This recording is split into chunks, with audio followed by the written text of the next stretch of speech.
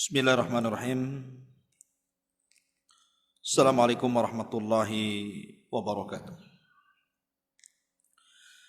Alhamdulillah wassalatu wassalamu ala Rasulillah wa ala alihi wa sahbihi wa mawalah.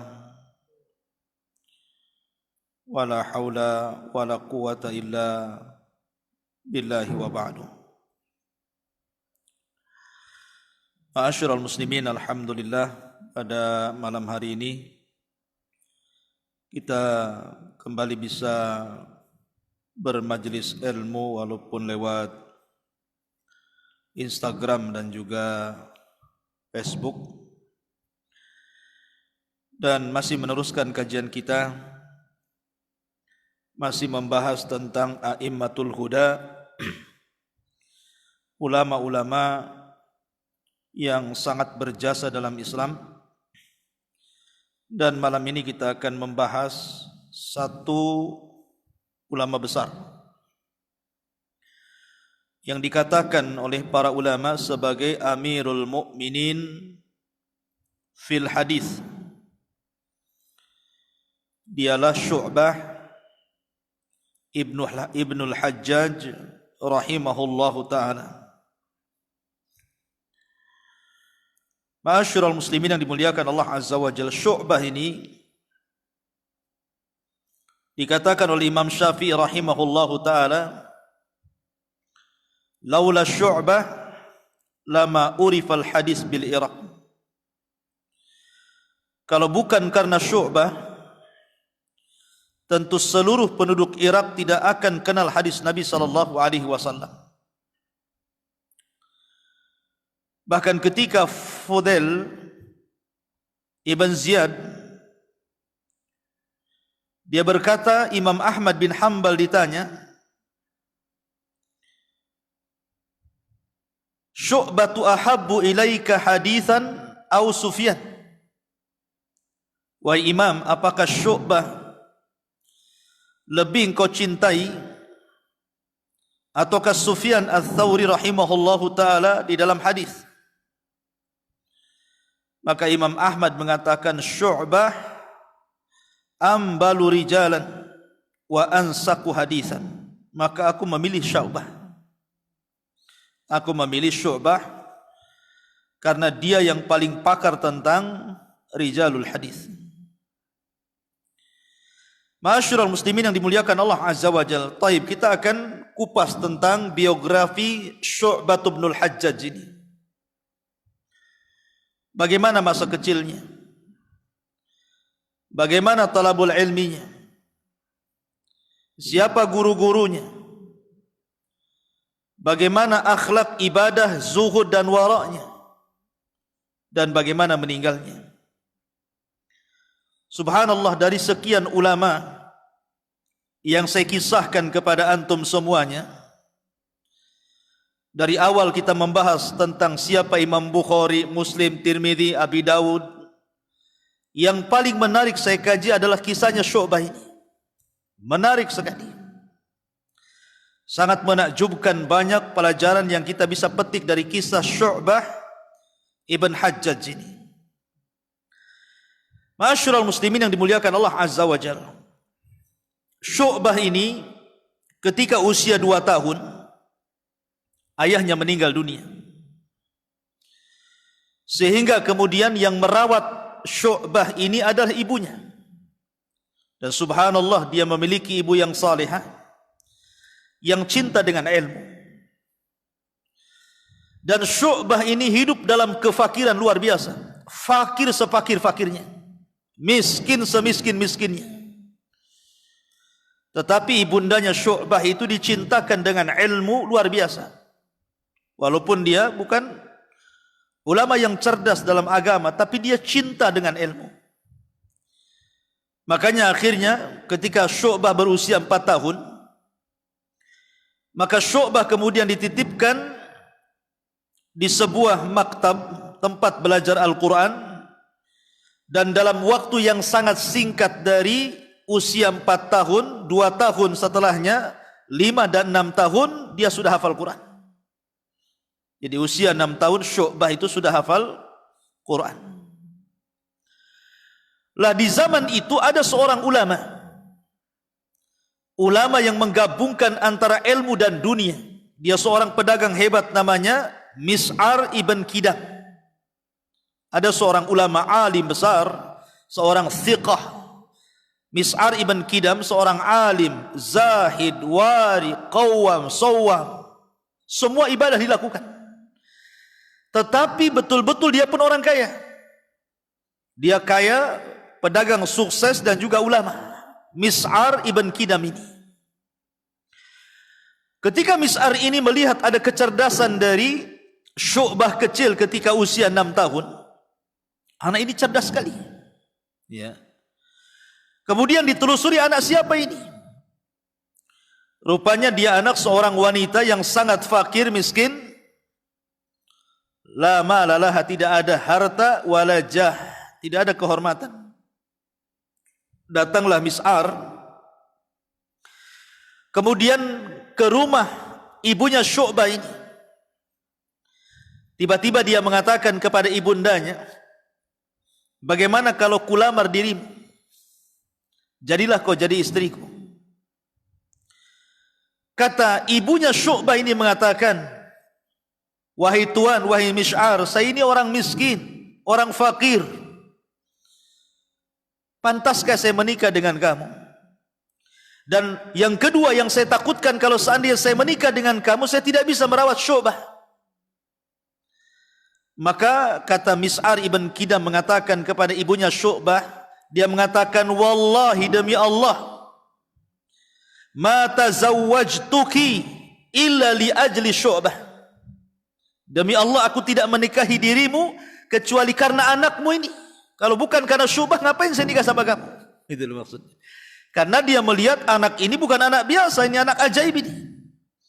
Umur 6 tahun sudah hafal Quran dan sudah banyak hafalan tentang hadis-hadis Nabi SAW. Jadi Mis'ar ini seorang ulama di zamannya, ulama besar.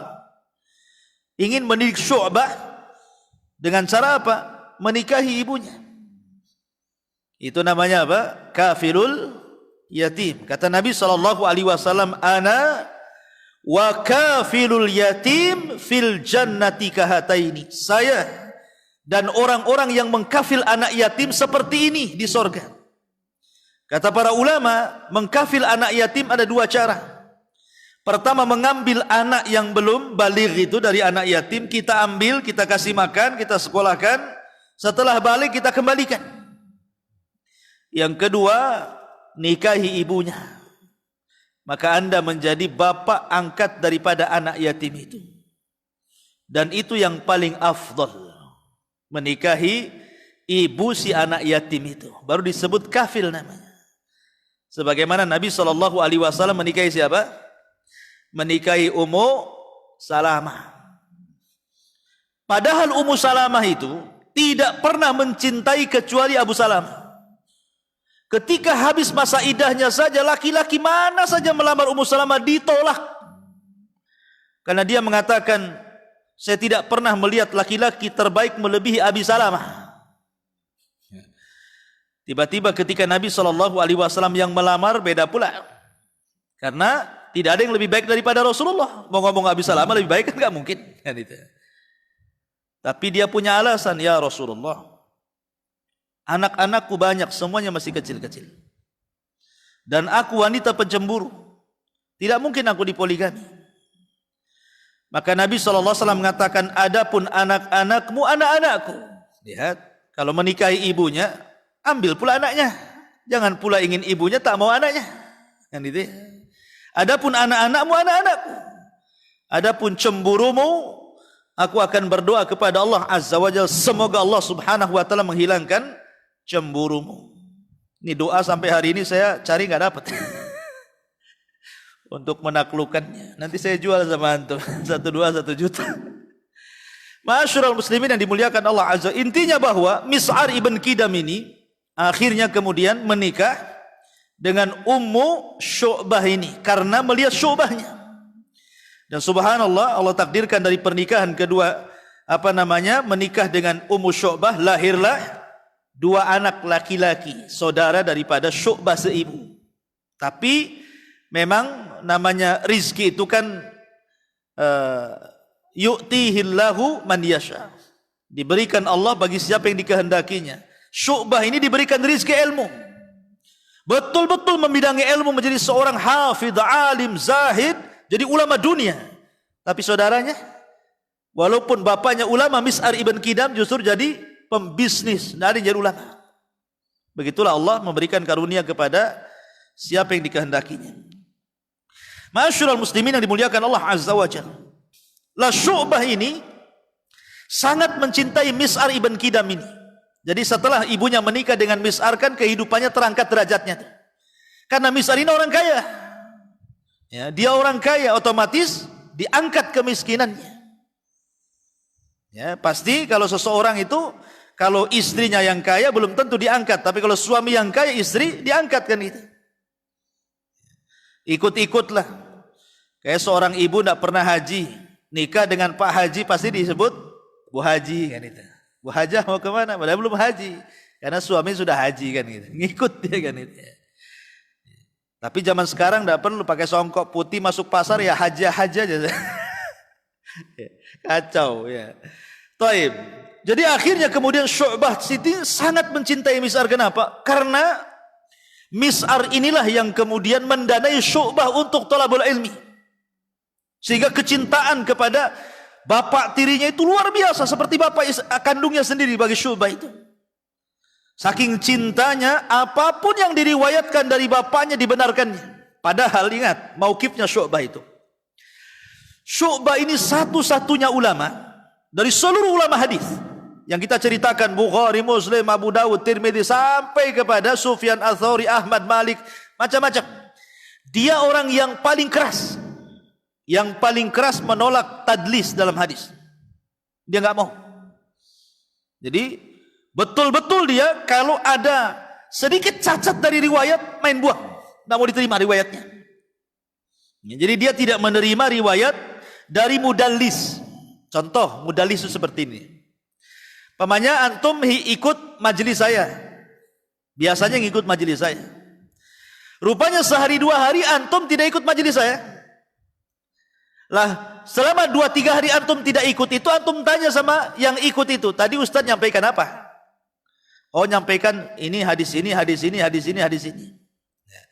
Kemudian antum ceritakan kepada orang, antum tidak menceritakan dapat dari kawan antum, tapi langsung dari saya. Seolah-olah antum hadir di majelis ilmu, padahal tidak hadir kan gitu ya. Supaya apa? Supaya kesannya, sanadnya itu lebih tinggi, namanya sanad ulu. Karena di zaman itu sanad ulu, kalau lebih dekat dengan Nabi, itu yang dicari daripada sanad nazil. Itu namanya tadlis. Hadisnya benar, cuman penasabannya yang salah. Itu mudallis namanya. Lah Syu'bah tidak suka dengan kayak gini. Keras dia. Ya. Sampai-sampai ikhwatu fillah muliakan Allah Azza wa Jalla. Suatu ketika Syu'bah ini mendengar hadis dari Humaid At-Tawil. Humaid At-Tawil rahimahullahu taala, seorang ulama hufad min kibarul hufad. Kemudian dia ketika mendengar hadis yang membuat bagi dia menarik, dia langsung datang kepada Humaid At-Tawil ini dan mengatakan, apakah kamu mendengar hadis itu dari Anas bin Malik radhiyallahu an? Kata Humaid, adunnu hadza, kemungkinan iya. Kemungkinan iya, enggak pasti. Kemungkinan iya. Ketika Humaid At-Tawil mengatakan adunnu hadza, kemungkinan iya, fatarakahu, ditinggalkan Humaid At-Tawil ini. Enggak mau mengambil hadis daripada Humaid At-Tawil ini. Ya. Itulah yang dikatakan oleh Syu'bah, kalau saya berzina itu lebih baik daripada saya membuat tadlis kepada manusia. Dalam riwayat, kalau saya terjatuh dari langit itu lebih baik dibandingkan saya harus mentadlis hadis, katanya. Setelah Syu'bah pergi dari Humaid At-Tawil ini, Humaid At-Tawil ngomong di hadapan kawan-kawannya, demi Allah, sebenarnya saya mendengar hadis itu bukan sekali dari Anas, 10 kali. Kawan-kawannya mengatakan, kenapa kau mengatakan kepada Syu'bah adunnu hadza? Adunnu, qad adunnu hadza. Mungkin iya. Kenapa kau ngomong gitu? Padahal kau ngomong, kamu mendengar 10 kali dari Anas bin Malik, artinya kamu tidak mentadlis gitu ya. Dia mengatakan ya, karena kama syaddada alayya syaddadtuhu alaihi gitu. Karena Syu'bah sudah keras sama saya kasih keras lagi dia gitu. Para ulama juga kadang-kadang harokat juga ya kan. Coba lihat. Masyurul muslimin yang dimuliakan Allah Azza wa Jalla. Tapi itu maukibnya Syu'bah seperti itu. Ya. Cuman herannya, bapaknya itu kan ulama, bapak tirinya itu, Mis'ar ibn Kidam itu kan ulama juga. Ya, dia seorang tabi'in mendengar dari sahabat gitu ya. Jadi muridnya Syu'bah ini ngomong sama Syu'bah ini, ya Syu'bah, bagaimana menurutmu tentang Mis'ar ibn Kidam, ayah tirimu itu? Dia meriwayatkan begini dan begitu. Ya. Katanya Syu'bah, ya fulan, wallahi la in qala, maksudnya Mis'ar ini, sami'tu an ibni Umar la saddaqtuhu. Kalau seandainya bapak tiriku mengatakan aku mendengar an, kalau sudah an ini lain kan dengan akhbaroni, haddatsani, akhbarona, haddatsana. Kalau sudah an anah ini maksudnya tadlis di situ. Ya, dalam ilmu hadis itu anak-anak di situ. Tapi dia mengatakan kalau usus bapakku katanya, usus Mis'ar ini, kalau dia mengatakan aku mendengar dari Ibnu Umar, aku benarkan kata-katanya 100% katanya. Lain pula dia sama bapaknya gitu ya. Kenapa? Karena cintanya Syu'bah kepada ayahnya. Tapi bagi orang lain dia tidak suka. Keras Syu'bah ibn Hajjaj ini. Ma'asyiral muslimin yang dimuliakan Allah Subhanahu wa taala. La Syu'bah ibn Hajjaj ini dikenal memang sawaman, qawaman, memang ahli puasa. Sampai dikatakan kana yusumu dahra, dia puasa setiap hari. Sampai-sampai dikatakan hilang dagingnya, tinggal kulit terbalut tulang saja, saking kurusnya. Ceking gitu kan. Ya, puasa terus. Dan dia ahli qiyamul lail, dia tidak pernah tidur kecuali di masjid. Pulang itu makan kembali lagi.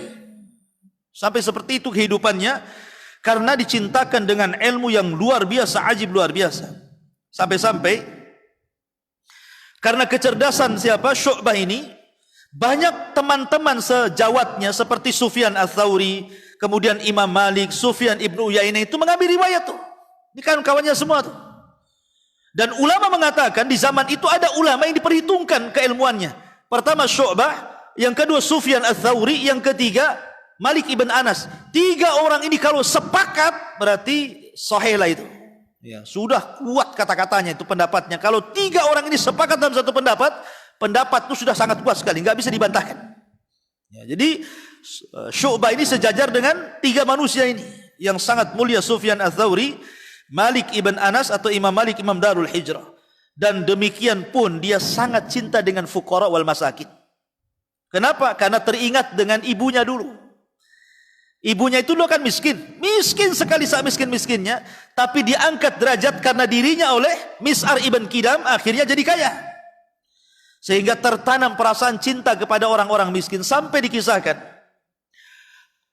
Kalau saya waktu di Yaman, orang Yaman itu ngemis bukan kayak orang kita gini. Ya, orang Yaman itu kalau ngemis di masjid. Jadi habis sholat, gitu ya. Habis sholat nanti salah satu jamaah itu berdiri. Ya. Assalamualaikum warahmatullahi wabarakatuh. Anak saya di rumah sakit, butuh biaya 5 juta, tolong bantu saya. Semoga Allah menjaga kalian, melindungi kalian. Tuh duduk, ngampar, sorbannya dibuka, diampar. Nanti jamaah itu habis sholat sunnah datang, enceleng, 1 real, 1 real, 1 real. Begitu. Di Yaman tuh kalau ngemis ke masjid. Kalau kita kan gaya pengemis lampu merah. Ngemisnya di lampu merah kalau di sini ya. Di sana di masjid, kalau habis sholat, 1 orang ngomong butuhnya apa, habis itu duduk, serbannya dibentang, nanti nunggu sampai selesai ada orang. Udah penuh itu real semua isinya. Begitu ngemisnya orang sana. Nah, mau coba antum? Kan belum ada tuh ngemis kayak gini di Indonesia kan, biasanya ngemisnya lain pula di Indonesia ya. Dan orang sana kalau ngemis ngedoakan dulu. Ya, jadi sebelum minta itu kita didoakan, semoga Allah menjaga kamu, melindungi kamu, diberikan rezeki yang luas. Soal dikasih atau enggak terserah, tapi doanya dulu. Kalau kita minta dulu, kalau dikasih didoakan, kalau tidak dikasih dilaknatnya kan gitu ya. Artinya bahwa orang sana itu karim. Ya. Lah, ini kebiasaan kembali ke sirah. Jadi Syu'bah ini saking cintanya dengan orang miskin itu, kalau ada orang miskin hadir di majelis dia, kemudian dia berdiri dan meminta sesuatu, maka Syu'bah akan diam, tidak mau menceritakan hadis. Diam sampai ada jamaah yang nolong dia. Ya. Kalau sudah ada jamaahnya, murid-muridnya menolong dia, ya, maka baru dia menceritakan hadis. Tapi kalau tidak ada, maka Syu'bah akan diam dan tidak akan meriwayatkan hadis kepada murid-muridnya. Sampai suatu ketika dijelaskan bahwa Syu'bah ini sedang meriwayatkan sebuah hadis, hendak mengajar di masjid beliau, tiba-tiba ada pengemis berdiri ngomong, saya butuh ini. Kemudian Syu'bah diam dengerin saja. Habis itu langsung duduk. Harusnya kan jangan duduk sampai dia dikasih kan gitu ya. Langsung duduk pengemis ini. Jadi Syu'bah kemudian ngomong sama orang-orang, kenapa kalian biarkan dia duduk? Maksudnya kenapa kalian gak bantu dia gitu maksudnya. Maka orang-orang mengatakan, ya guru, bahwa dhamina lahu Abdurrahman ibn Mahdi an yu'tiya ba'da darsi, bahwa dia sudah dijamin oleh Abdurrahman ibn Mahdi dan akan diberikan uang nanti setelah pelajaran. Kalau ndak gitu kamu ndak ngajar-ngajar, kata. Gara-gara orang meminta ini, gara-gara ini jadi telat kau tidak boleh meriwayatkan. Karena Syu'bah ini dia kalau sudah ngomong cepat, orang-orang itu nulis cepat banget, kalau mau terus saja ngalir gitu. Jadi fawaidnya itu dapat banyak. Jadi sayang, semenit 2 menit saja bagi mereka sayang, hilang begitu saja gitu. Taib. Kemudian juga Syu'bah, ma'asyiral muslimin yang dimuliakan Allah Azza wa Jalla, sangat mencintai dua saudaranya. Karena bagaimanapun ketika ibunya meninggal, kemudian ayah tirinya meninggal, yang banyak membantu kehidupan thalabatul ilminya itu adalah kedua saudaranya yang jadi pedagang tadi. Jadi suatu ketika salah satu saudaranya ini berbisnis rugi, kemudian kena masalah, masuk penjara. Akhirnya Syu'bah ini kan dekat dengan Salatin, dekat dengan Sultan, dekat dengan kerajaan bagi Syu'bah ini, Abu Ja'far Al-Mansur ketika itu. Jadi kita tahu bahwa Abu Ja'far ini walaupun dia keras gitu ya, tapi dia cinta ulama. Dia bagaimana caranya ingin mendekati ulama, tapi ulama menjauh dari dia, menjauh dari penguasa. Jadi suatu ketika Syu'bah ini memang betul-betul butuh penguasa untuk melepaskan saudaranya dari penjara. Ketika dia mendengar bahwa Syu'bah meminta pertolongan kepada Abu Ja'far Al-Mansur ini, wah, Abu Ja'far senang. Ah, kau datang ke sini, kan? Karena dari dulu ingin dekat dengan ulama. Ya. Rupanya ulamanya datang sendiri ke istana kan itu ya. Kemudian akhirnya bincang-bincang ditolong. Dan ketika itulah Syu'bah dihormati oleh khalifah. Bahkan dia dikatakan, siapapun yang macam-macam dengan agama ini, wahai Syu'bah, kau laporkan saja, aku penjarakan dia. Wah, dapat rekomendasi dia. Bayangkan. Sampai suatu ketika, ikhwan, ada seseorang yang memalsukan hadis Nabi. Memasukkan hadis Nabi. Maka kemudian dia pun ancam dan mengatakan, kalau kau tidak berhenti, kulaporkan kepada khalifah biar kau dipenjara, katanya. Jadi ampuh cara begitu. Orang-orang takut kepada Syu'bah, akhirnya tidak berani kemudian untuk memalsukan hadis Nabi SAW. Sampai suatu ketika, ikhwan, ada satu kasus, memang namanya ulama itu seperti Syu'bah ini diuji dengan kelakuan orang-orang wu'ad. Wu'ad itu artinya ahli nasihat. Ya kan, ada ustadz-ustadz kan tidak semua menjelaskan, pakar dalam hadis, pakar dalam fikih, pakar dalam akidah. Ada dia nasihat, kalau dia nasihat itu enak gitu ya. Para wu'ad namanya di zaman itu. Tapi mereka itu biasanya membawakan hadis-hadis palsu. Yang penting hati-hati manusia itu pecah gitu ya. Hati-hati manusia meresap, menangis karena Allah, kemudian ingat dosa gitu. Itu wu'ad namanya. Lah, ada salah satu anak dari sahabat Nabi SAW, namanya Aban ibn Abi Ayyas. Aban ibn Abi Ayyas ini salah satu dari putra sahabat Nabi SAW. Lah Aban ini seorang wu'ad. Dia kalau sudah ngasih nasihat itu luar biasa, tercengang orang. Karena terkadang di zaman itu memang suka dengan hadis Rasul. Kadang-kadang tidak meneliti hadis ini palsukah, hadis ini sahihkah, tidak peduli. Yang penting mantap. Kayak di zaman sekarang lah ya. Banyak kemudian seorang ustadz itu meriwayatkan hadis maudhu, hadis palsu tentang kiamat. Orang tercengang semua. Kayak itulah persis. Ya. Jadi dilaporkanlah kepada Syu'bah ini bahwa ada seseorang namanya Aban Ibn Abi Ayyas ini, padahal dia anak sahabat Nabi loh ya. Dia ketika berceramah, dia menukilkan hadis Nabi SAW, padahal bukan hadis Nabi, sampai ke telinga ini Syu'bah ini. Kemudian Syu'bah pun mentahdir, memberikan nasihat. Jangan kau ulangi kata-kata itu. Kamu harus berhenti untuk menceritakan hadis Nabi SAW. Kalau tidak, kupermalukan kau di tengah umat. Wah, diancam. Ya. Rupanya di hari yang lain ada laporan lagi. Wahai Syu'bah, bahwa Aban Ibn Abi Ayyas ini kembali dia menceritakan hadis yang kau sudah terangkan bahwa hadis itu bukan dari Nabi SAW. Oh, sudah diperingatkan satu kali, langsung dia naik ke atas mimbar, ya, dan mengatakan, ya ayyuhan nas, inna Aban kadzab yukadzibu Rasulullah SAW. Wahai manusia, si Aban itu pendusta, mendustakan hadis Rasulullah. Turun dari mimbar ke pasar dia. Dia ngomong di depan orang-orang pasar, orang-orang pasar, si Aban itu pendusta. Pokoknya setiap ketemu orang, dia ngomong begitu. Hati-hati dengan si Aban itu, pendusta, mendustakan hadis Nabi SAW. Satu kampung semua tahu akhirnya. Kalau Syu'bah yang ngomong, semua dengar. Ulama besar, ulama dunia. Akhirnya mulailah orang mencela Aban Ibn Abi Ayyas ini. Ya, apalah kamu ini gini. Akhirnya dia malu. Mulailah satu persatu manusia tidak mendengar kata-katanya. Dipermalukan betul. Ya. Akhirnya Hamad ibn Zaid atau Hamad ibn Salama, ulama juga di zaman itu, kasihan. Datang dia kepada Syu'bah dan mengatakan, ya Syu'bah, Aban itu bapaknya sahabat. Dia ahli sunnah, tidak ada bid'ah bagi dia.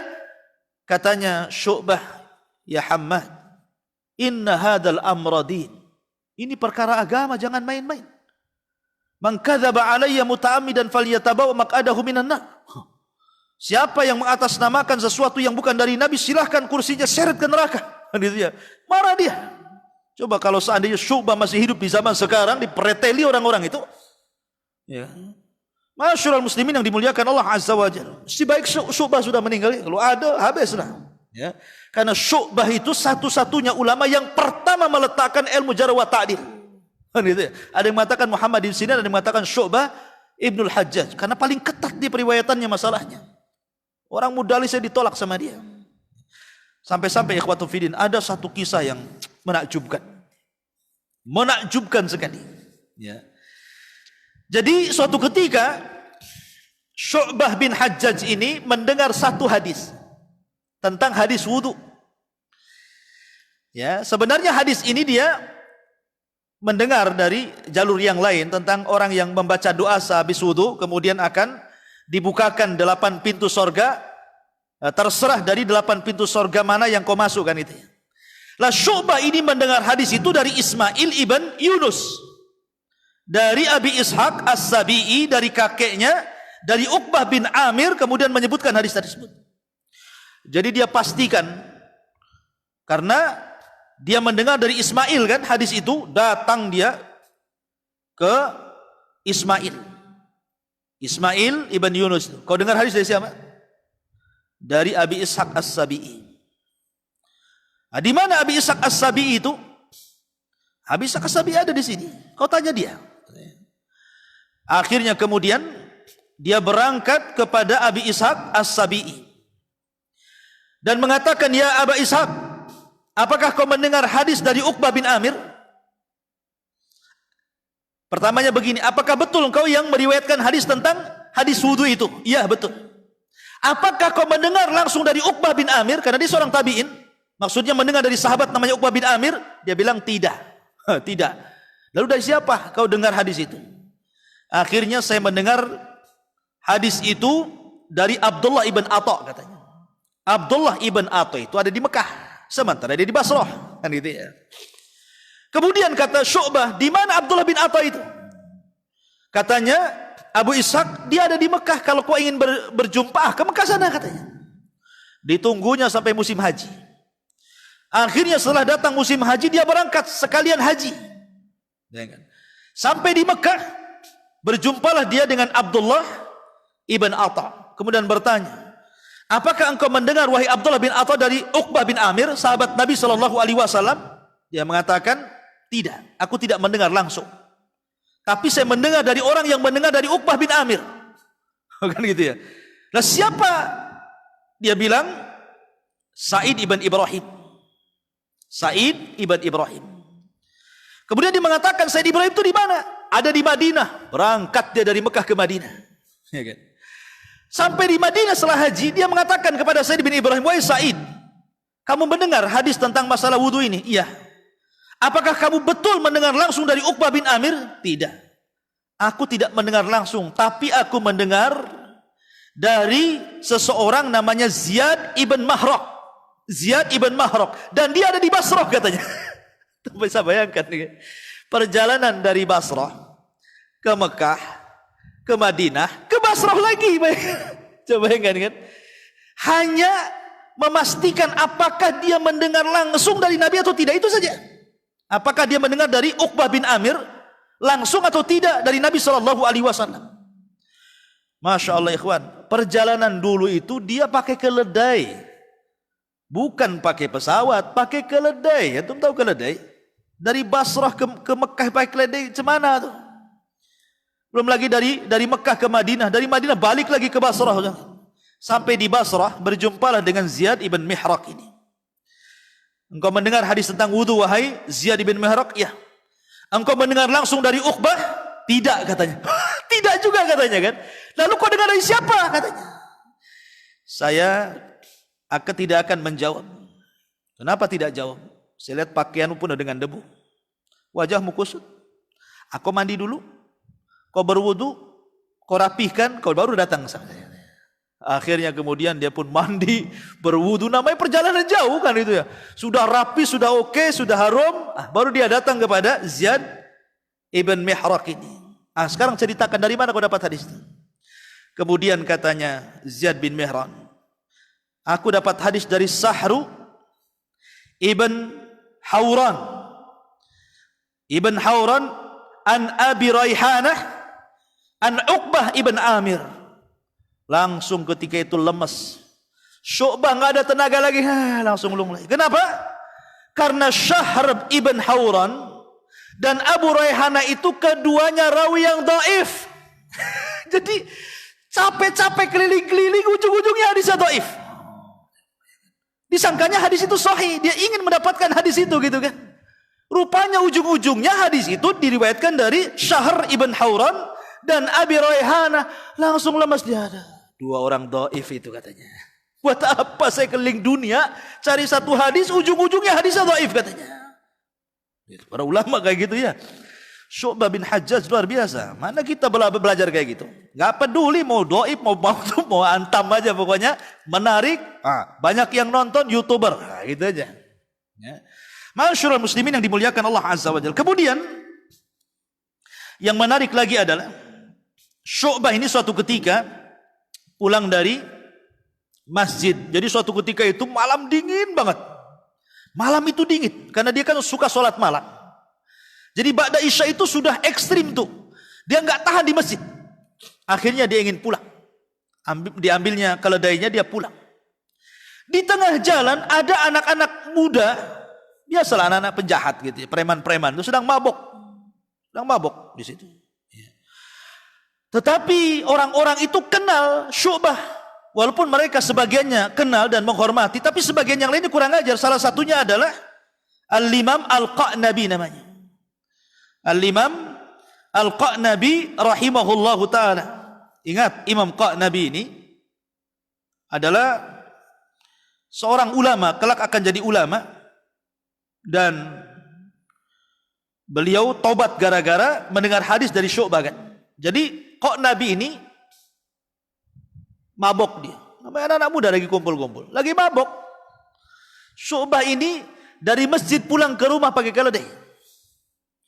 Di tengah jalan dicegat sama kok Nabi itu. Ya. Kamu kemana? Orang mabuk. Tiba-tiba Syu'bah diam saja. Karena diam, ditariklah keledainya dan mengatakan, man ant? Siapa kamu? Orang-orang kawan-kawannya sudah paham. Kok Nabi dia Syu'bah.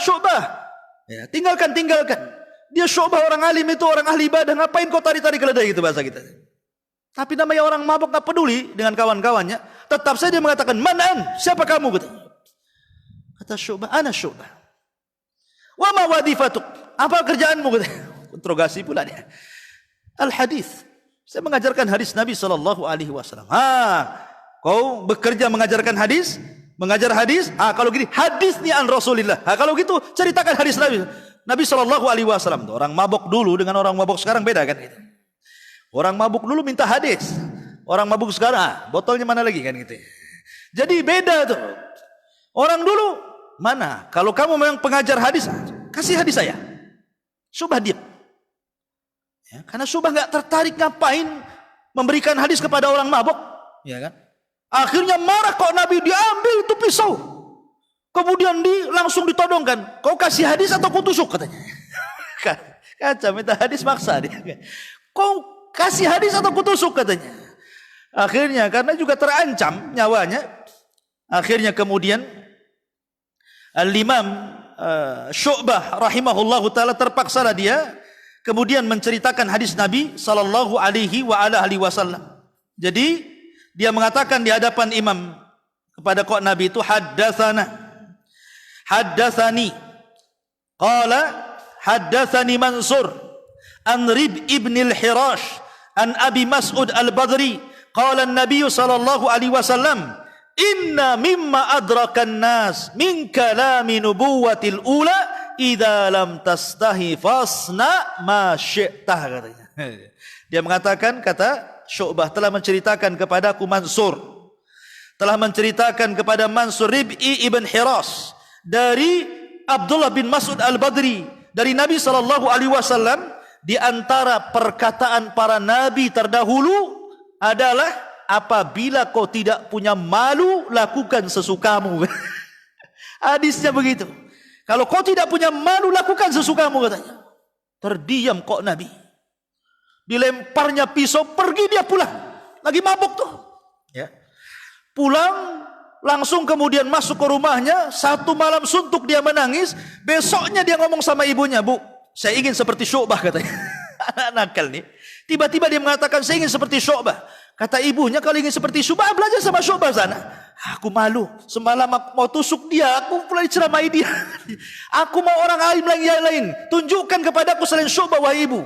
Dicarinya informasi sama ibunya. Rupanya, kata ibunya, saya mendengar tetangga bercerita, di Madinah ada orang alim dunia, namanya Malik bin Anas. Berangkat kau sana.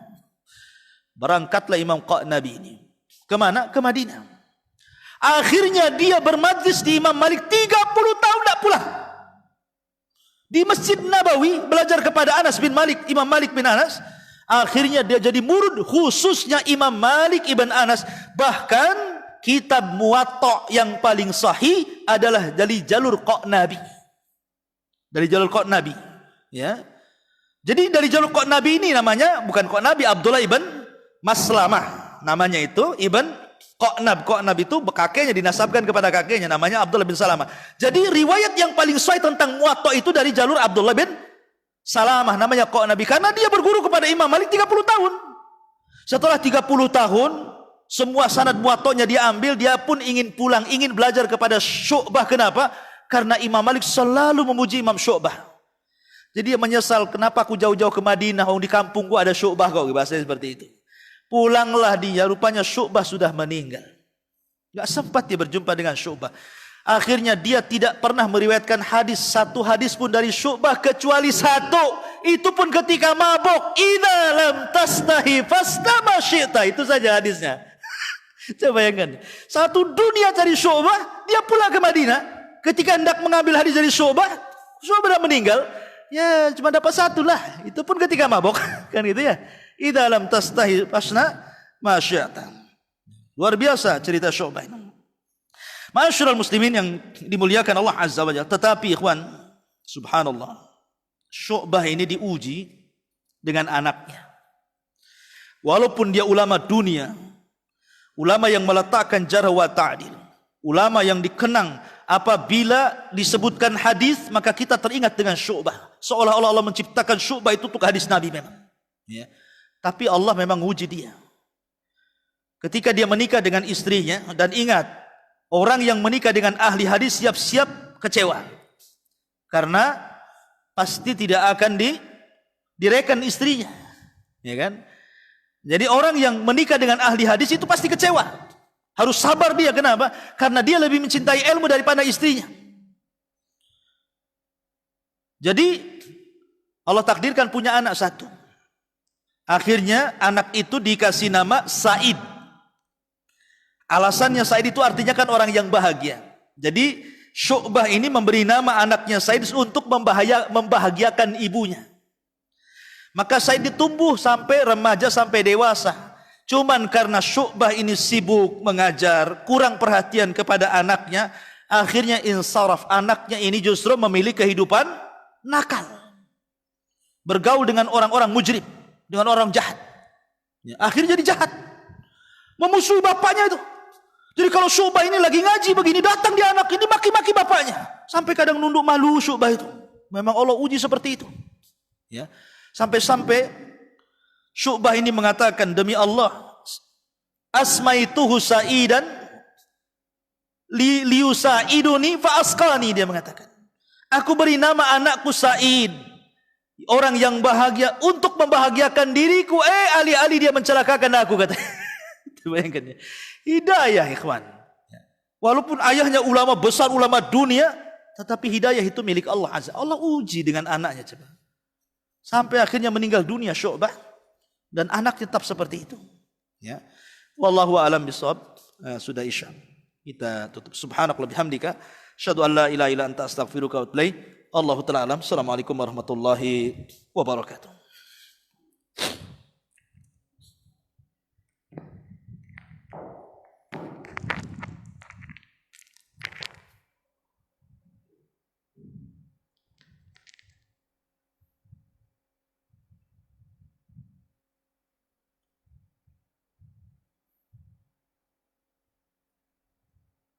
Azan dok, azan Isya.